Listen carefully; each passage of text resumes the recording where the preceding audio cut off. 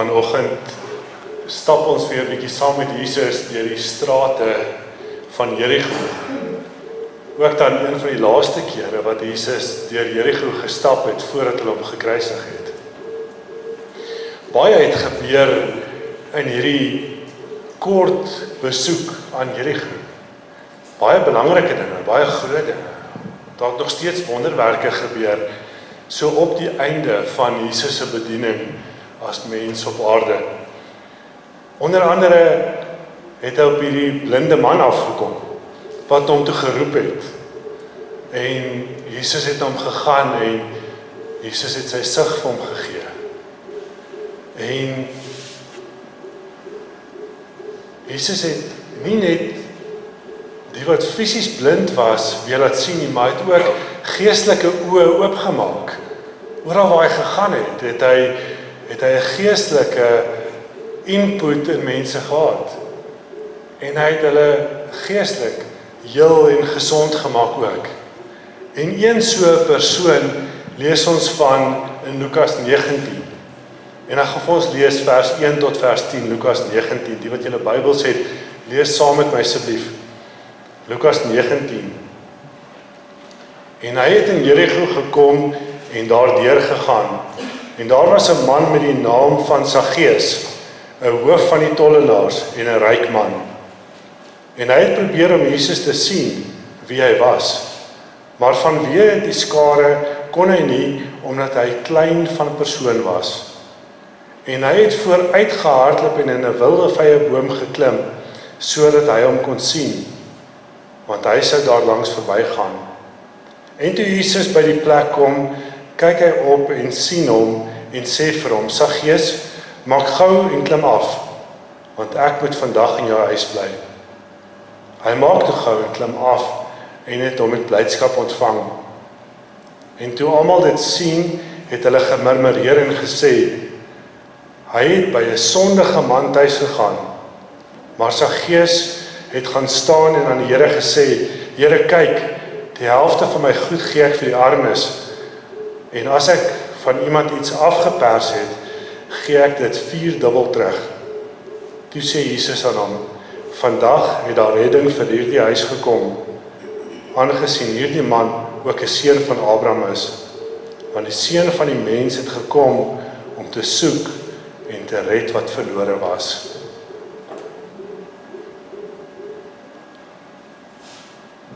In die tyd wat Jesus as mens op aarde geloop het, was die Romeinse ryk baie groot en baie sterk en hulle het baie grondgebied gehad. Hulle het ongelukkig ook oor die Jode regeer en verdrukking was aan die orde van die dag.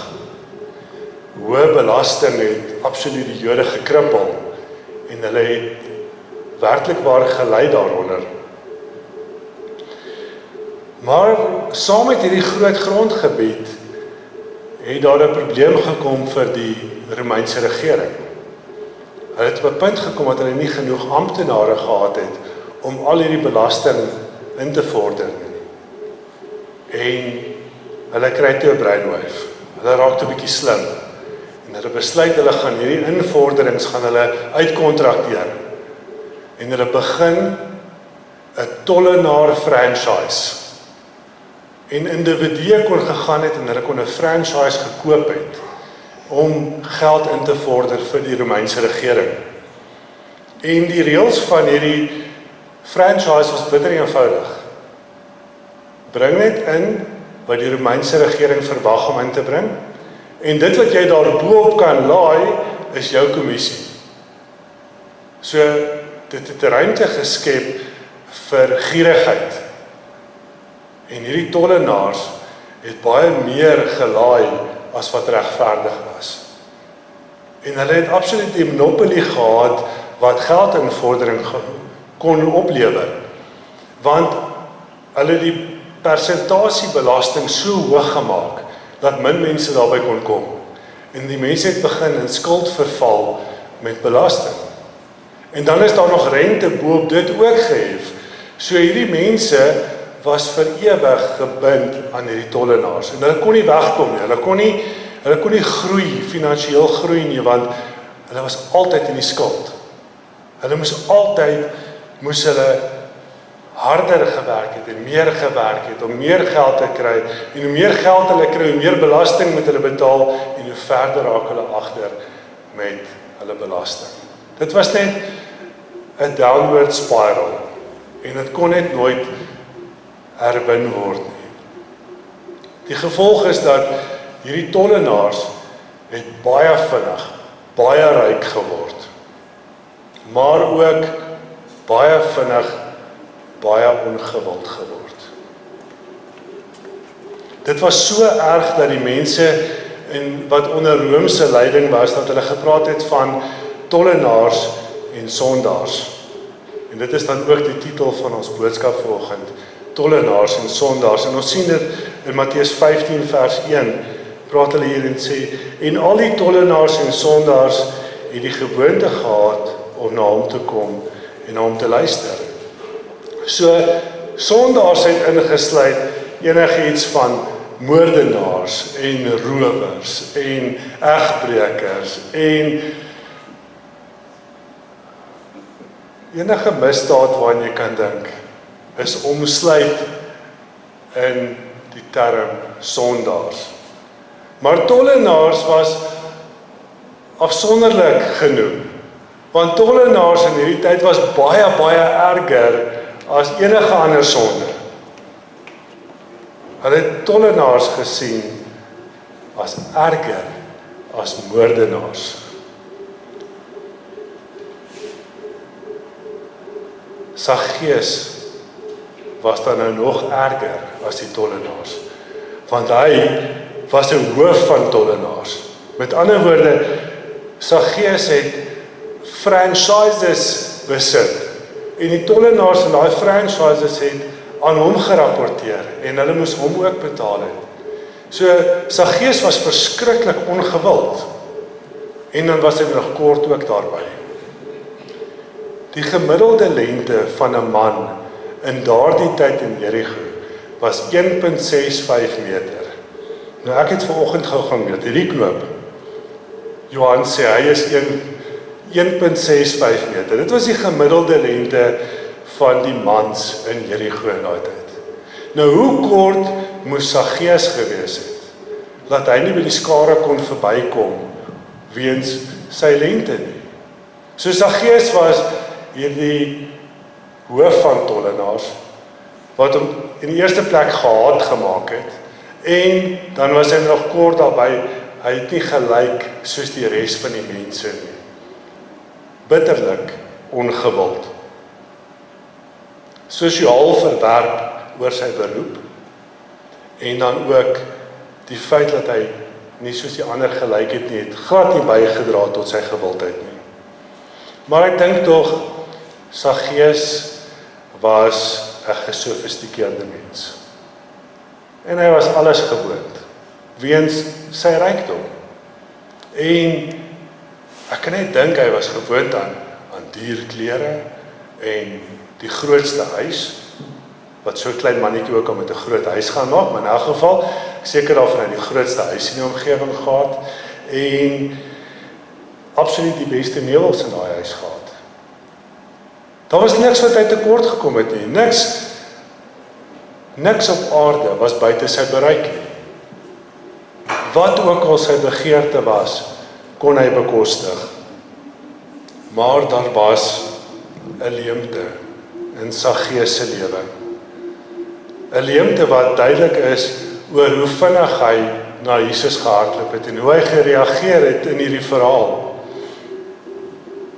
Afgesien van sy vriendekring wat baie klein moes gewees het, dink ek, Saggeus het 'n behoefte gehad wat hy self nie kon beskryf nie. Daar was, soos wat ons ook op 'n tyd gevoel het, wat jy geweet het, daar moet net iets groter wees as dit wat ons het. Is ek oortuig daarvan het Saggeus met daai selfde ding in sy hart gesit, wat hy geweet het, daar moet iets beter daar buite wees. Toe hoor hy, dat daar hierdie spesiale man op pad was. En hy moes net gaan uitvind het, is hierdie man nie dalk dit waarna hy gesoek het, sy hele lewe lank nie. Saggeus probeer met al sy mag om by hierdie baie mense verby te kom, om net hierdie man te kan sien. En dit werk nie, en hy besef hy moet 'n ander plan maak en hy hardloop verder vooruit. En hy klim daar in 'n wilde vyeboom.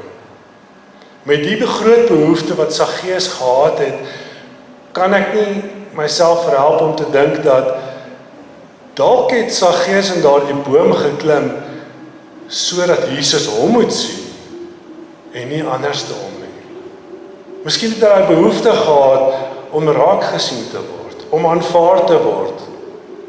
En hy sou enigiets gedoen het tot sy vermoë sodat Jesus net vir hom moet raak sien. En toe werk sy plan. Of dit nie sy plan was of nie, maar Jesus sien hom toe. En hy sê, Saggeus. Die mense rondom Jesus moes so verbaas gewees het. Want hier kom Jesus deur Jerigo gestap en hy stap hier af en hier sit die mees ongewilde persoon in die dorp, moontlik die mees gehate persoon in die dorp. Hierdie klein mannetjie sit in die boom en Jesus noem hom op sy naam. Hy noem hom op sy naam asof hy hom ken. Party dae voel ek ook so klein. Jy sal dit nie glo nie, ek met my lente. Party dae voel ek bitterlik klein. En ek voel net nie waardig in die Here se oë nie. En ek voel of ek die grootste sondaar is wat er nog ooit gelewe het. En dan moet ek myself net terugbring na Saggeus. En onthou wie hy was en wat hy was en dat Jesus gaan stil staan het en hy het hom op sy name genoem. Maar in elk geval, Jesus sê, Saggeus, maak gou en klim af, want ek moet vandag in jou huis bly. Mense, hier sit ons met 'n hele reddingsboodskap in een sinnetjie. Lukas 19 vers 5. Gaan onderstreep hom in julle Bybels. Highlight hom. Onthou hierdie vers. Want Saggeus, Jesus roep hom op sy naam. Net soos wat Jesus ons almal op die naam een of ander tyd in ons lewens geroep het. Daar waar ons niks was nie, daar waar ons gehaat was, daar waar ons ongewild was, het Jesus gesê, Werner, Johan, Mariska, maak gou en klim af. Maak gou, moenie tyd mors nie, daar's nie meer tyd om te mors nie, die koms van die Here is naby. Maak gou, klim af. Los die nonsens waarmee jy besig is. Klim ook sommer van hy troontjie van jou af en kom buig jou voor die Skepper van die heelal neer. Bekeer jou van jou sonde. En doen nooit weer daai ding wat jy verkeerd gedoen het nie. Klim af. En hoekom? Want ek moet vandag in jou huis bly. My redding en jou redding en die ou daar buite se redding is nie vir die Here onderhandelbaar nie. Sy liefde vir ons is so groot dat hy sê, ek moet, nie ek wil graag of as dit nie vir jou te veel moeite is nie, nee, ek moet. Dis hoe belangrik jy vir hom is. Ek moet vandag in jou huis bly. Dan kom ons by die woord wat 2 keer in hierdie verhaal gebruik word, vandag. Weereens, daar is nie tyd om te mors nie. Dit moet vandag gebeur. Ons kan nie wag vir môre nie. Vandag is die dag. As jy nog nie gered is nie, of jy's nie seker of as die Here vandag kom, dat jy in die hemel gaan wees nie. vandag geen ander tyd nie, moenie dat die kans verbygaan nie. Vandag kan dalk jou laaste kans wees, wat jy kan regmaak met die Here. Vandag kan dalk jou laaste kans wees, wat jy vir nog iemand kan gaan vertel, dat die Here hom lief het. Ek moet vandag in jou huis bly. Gasvryheid was amper 'n wet in daardie tyd gewees. En dit was glad nie vreemd vir iemand om homself te nooi na jou huis toe nie. Jy kon 'n wildvreemde persoon in die straat ontmoet het en hy sê vir jou gesê het, ek kom eet vanaand by jou. So weird ding, né? Ons vriende doen dit nie eers met mekaar nie. Ek doen dit dalk met Freddy. Nooi jouself vir koffie, nooi jouself vir ete. Vandag is dit vreemd, daai tyd was dit so normaal as wat jy kan kry. En as ons mooi daaroor dink, doen Jesus dieselfde met ons. Jesus het homself al lankal genooi om by ons aan huis te gaan.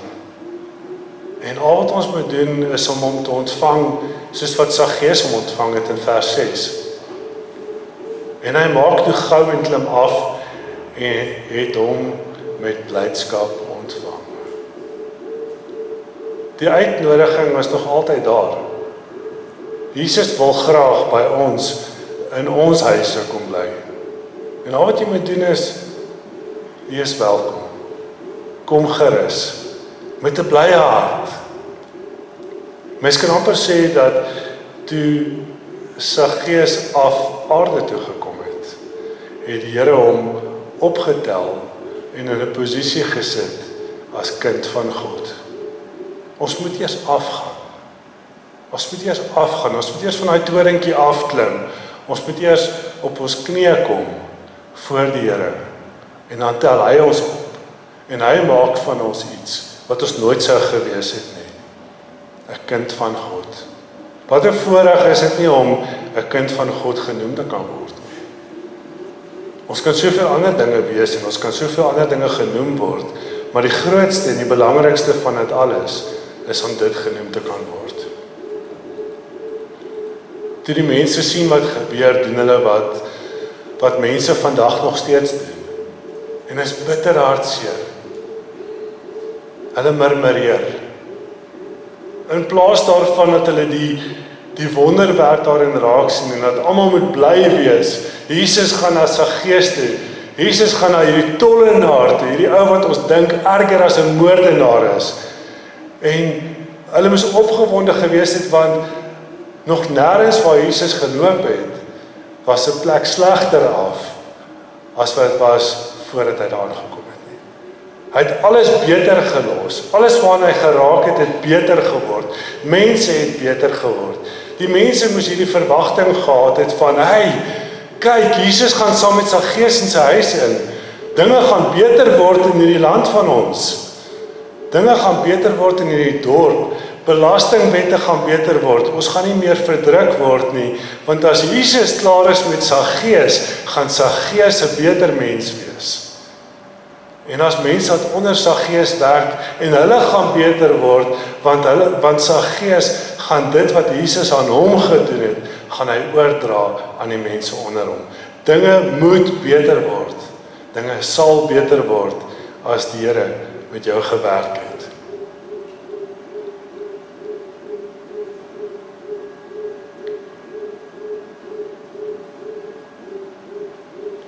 Net soos wat Jesus die blinde laat sien het, en soos wat hy die man met melaats genees het, moes hulle geweet het, dat Saggeus nooit weer dieselfde gaan wees nie. Want weet julle wat? Jesus was nie net 'n skrynwerker wat hout kon restoreer nie. Maar hy was daar om menseharte te restoreer. Hy was daar om dit wat ons is, beter te maak. om ons heel te maak, om ons uit daai put uit te kry, uit daai vernielde toestand wat ons was, tel hy ons op en hy restoreer ons. Saggeus was gelukkig reeds gereed vir restaurasie. En ek dink nog voor Jesus daar aangekom het Saggeus reeds besef dat sy geluk nooit in die baie geld gelê het nie. Niks wat hy kon koop, kon hom gelukkig maak nie. Niks wat hy kon koop en besit, kon hom heel en vol gemaak het nie. Saggeus was van die begin af gereed vir hierdie restaurasie.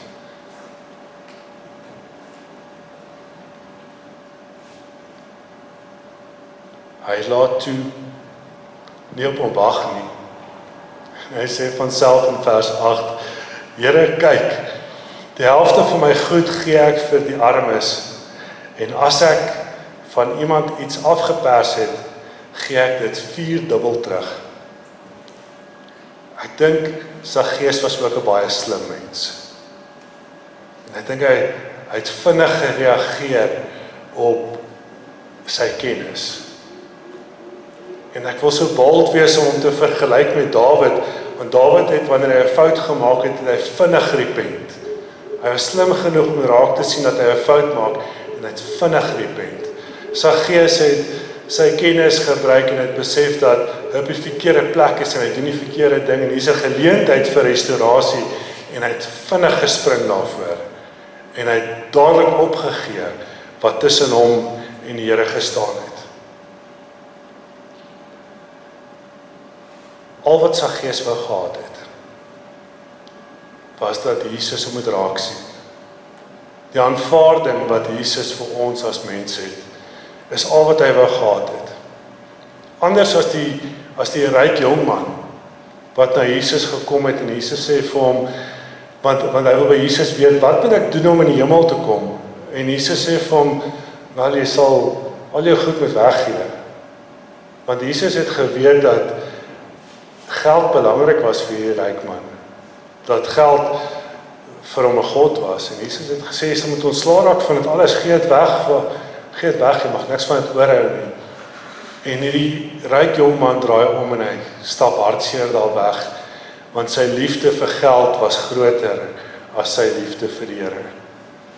Maar Saggeus is slim, Saggeus weet wat belangrik is. Saggeus weet dat hierdie rykdom, hierdie aardse goed, staan tussen hom en Jesus. En as hy Jesus se aanvaarding 100% wil hê, en as hy hierdie volmaakte, vol geesvervulde lewe wil hê, gaan hy moet ontslae raak van hierdie ding. Hierdie ding vir Saggeus was die geld en die goed wat daarmee saamgaan. Saggeus wou net ontslae raak van hierdie goed. Hoe vinniger hy daarvan kon ontslae raak, hoe vinniger het hy geweet, kan hierdie verhouding tussen hom en die Here heel gemaak word, en vasgemaak word, en vasgestel word as 'n goeie, goddelike verhouding. Die wet in daardie tyd het bepaal dat, wanneer daar van iemand gesteel word, moet die een wat gesteel het dit terugbetaal met 10% rente, as ek reg kan onthou. Ek weet nie of dit 10 of 20% was, maar ek dink dit is 10%. 10% rente moes hy terugbetaal aan die persoon van wie hy gevat het. Maar Saggeus sê, nee, ek wil vir u wys hoe ernstig is ek oor my verhouding met u. Ek wil vir u wys hoe ernstig is ek om reg te maak wat ek verkeerd gedoen het. Ek gaan 400% teruggee. 400% teruggee, net om seker te maak dat u verstaan dat ek u kind wil wees. Om seker te maak dat u sien hoe ernstig is ek oor my belydenis. Ek is ernstig om dit reg te maak met die Here. 400%. En dat hy nog die helfte van sy goed vir die armes ook gegee.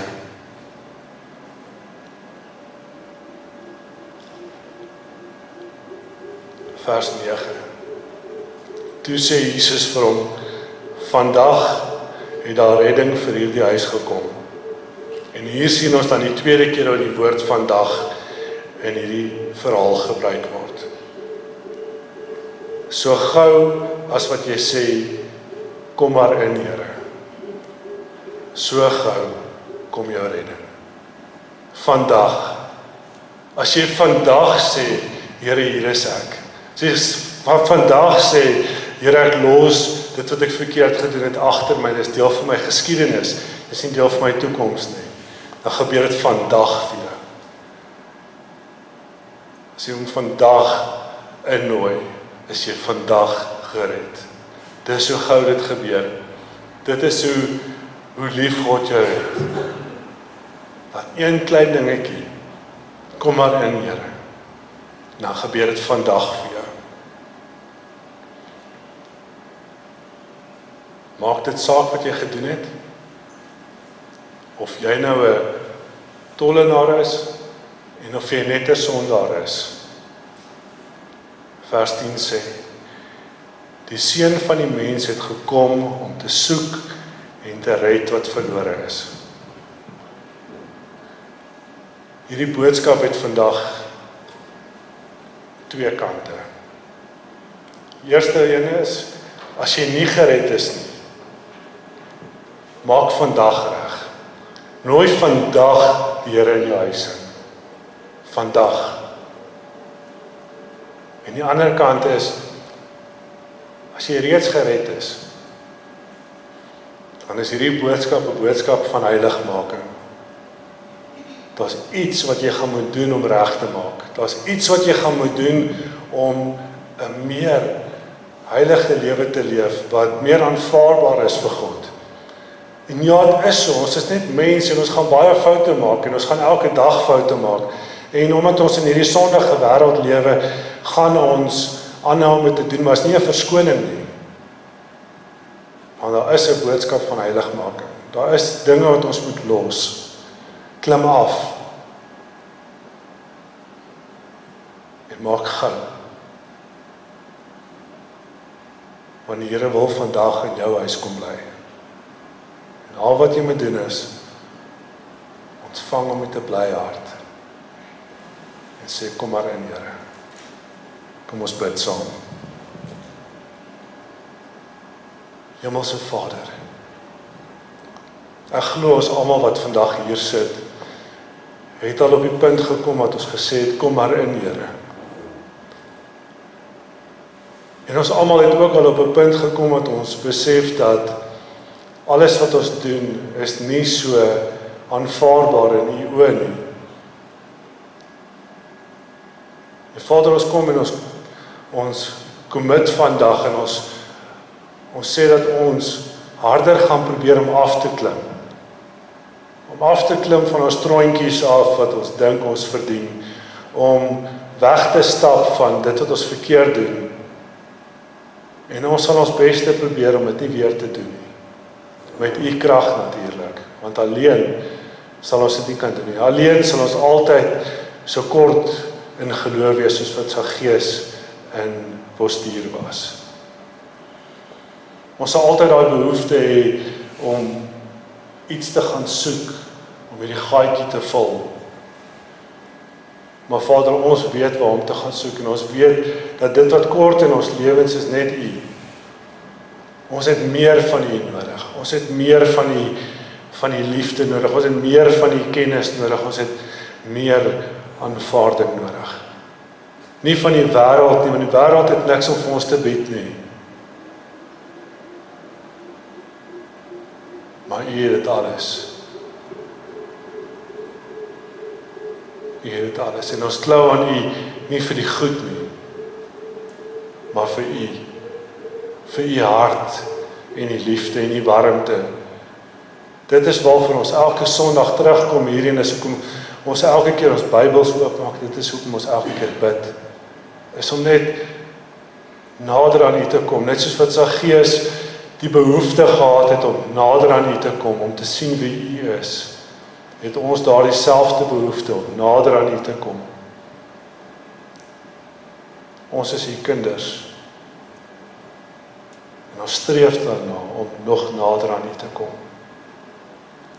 Heilige Gees, dankie vir hierdie woord.